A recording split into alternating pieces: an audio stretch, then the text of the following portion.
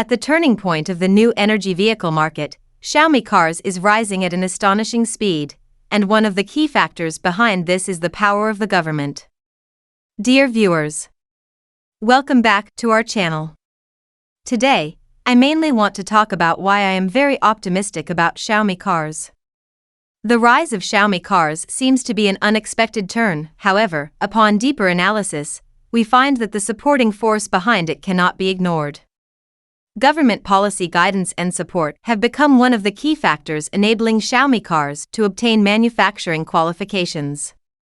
This has sparked a series of contemplations. What role does the government play in the Chinese economy?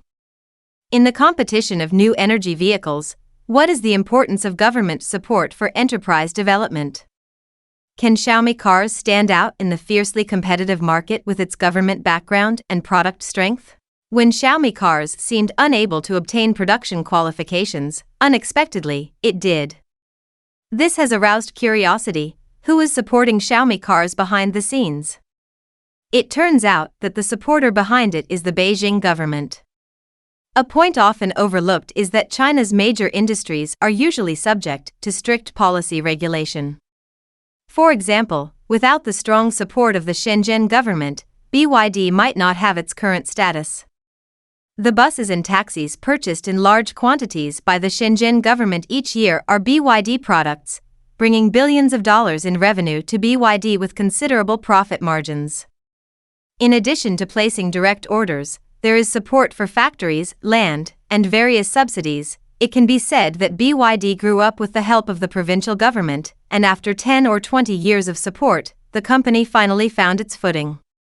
Similarly, it is rarely noticed that Xiaomi Cars can obtain qualifications, which is not unrelated to the Beijing government behind Lei Jun, and the influence of the Beijing government surpasses that of the Shenzhen government. Currently, the competition in the new energy vehicle market is essentially competition between cities. Guangzhou is between Xpeng and GAC, Hefei is between NIO, JAC, and Chery, Shenzhen is between BYD, and Shanghai is between SAIC and Tesla. Only Beijing is currently absent because BAIC New Energy is indeed lagging behind. With such a large policy space in Beijing, it is forcing Xiaomi to do it. Lei Jun said in a speech before that he was very conflicted about making cars, but too many people came to me and asked me to do it. Think about who these too many people are?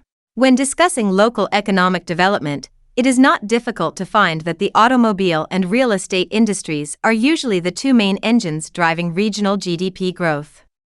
For any local government leader, if they want to stimulate local economic development, they often prioritize these two areas. Although the catering industry seems prosperous, its contribution to GDP is relatively small because its turnover is not enough to bring significant growth. However, the real estate market has experienced some cooling, leading the automotive industry to become an important means of driving the economy. Therefore, even if selling a car may lose 50,000 yuan, entrepreneurs like Lei Jun have enough capital to bear such losses. In fact, there are entrepreneurs in the market who are more capable of bearing such losses than Lei Jun. One reason Xiaomi Cars is expected to sell well is that the company is capable of absorbing a certain level of losses. Even if selling a car may lose 5,000 or 10,000 yuan, the entire industry chain and local economy will benefit. Local governments will also benefit from this because it will help boost local GDP growth. In China, many local automobile manufacturing companies actually survive with the support of the government.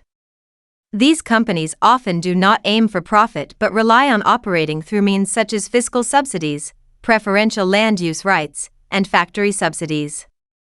As long as local state-owned automobile enterprises do not go bankrupt, local governments can support regional GDP growth through them, which is a basic logic of China's economic development.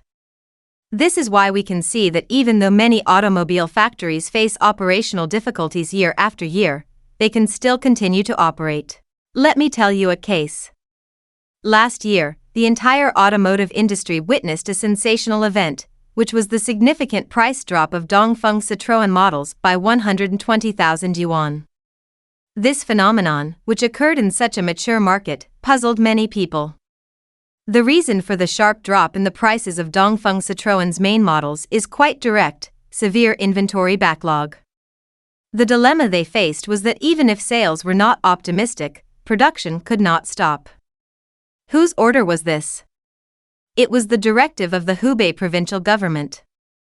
Because as a benchmark for stimulating economic growth after the epidemic, the government set ambitious GDP growth targets, thereby driving continuous production of automotive companies. I want to share a point that reveals the difference between China and other countries. If you observe the global market, you will find that the number of automotive manufacturers has greatly reduced.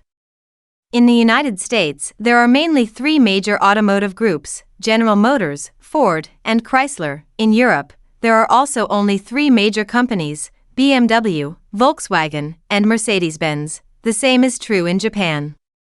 However, only in China, there are still dozens or even hundreds of automotive companies in the market. What is the reason for this? The existence of local state-owned enterprises. In the past, the Chinese automotive industry was almost entirely supported by local state-owned enterprises, such as FAW in the Northeast, SAIC in Shanghai, GAC in Guangdong, and Chang'an and FAW in other places. Local governments have various means to maintain the operation of loss-making automobile companies, such as providing land, policy support, and even using policies to make loans. Therefore, for automobile companies, as long as the market is large enough, even if the profit margin fluctuates, it will not affect their survival because they have ways to generate cash flow. A phenomenon that may not have been widely noticed is that certain specific industries in China are still making substantial profits. I'm talking about industries with extremely abundant cash flow, funds that are almost inexhaustible. These industries are precisely the areas that the country urgently hopes to inject capital into. For example, in areas such as new energy vehicles and photovoltaic industries, when tech giants like Xiaomi announce their entry into the car manufacturing field, the government is even willing to provide loans of up to 100 billion yuan in support. The reason behind this generosity is the government's current primary concern: the urgent need to find ways to lend out large amounts of money, even if it means facing overcapacity in the future, or even needing to lose 50,000 yuan per car to achieve sales. But the car entertainment system of a certain Chinese car company is leading international brands like Mercedes-Benz and BMW by 5 to 10 years. China is expected to dominate the global automotive industry. Xiaomi Cars has prospects in China, thanks to government policy support.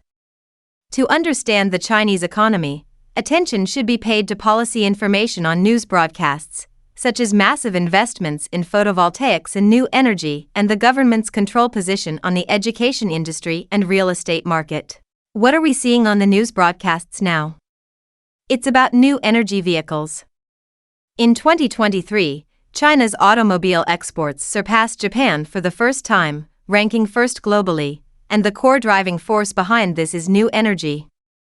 In the coming years, I think the first opportunity from the policy perspective is great for Xiaomi Cars because it has a very strong Beijing government behind it.